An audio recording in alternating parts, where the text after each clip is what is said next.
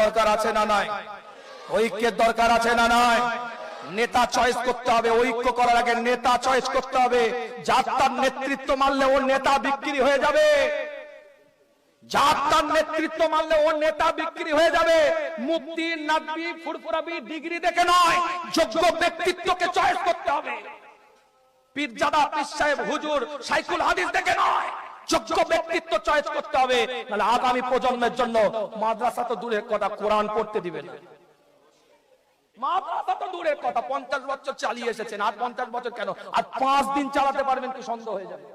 এত বড় কথা বলে গেলাম, হয়তো ছোট মুখে বড় কথা হয়ে যাচ্ছে, কিন্তু বলতে বাধ্য হচ্ছে। জাতির স্বার্থে, কওমের স্বার্থে, মানুষের স্বার্থে আমাদেরকে নেতা চয়েস করতে হবে। দোনো মনো ও আপনার কি বলে ডিগবাজি মার্কার নেতৃত্ব মানলে চলবে না, ডিগবাজি মার্কার নেতৃত্ব মানলে চলবে না।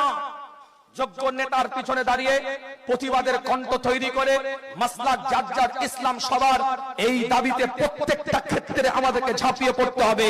তবেই এই জাতিকে, এই কওমকে, এই সম্প্রদায়কে রাজ্যের বুকে, দেশের বুকে বাঁচানো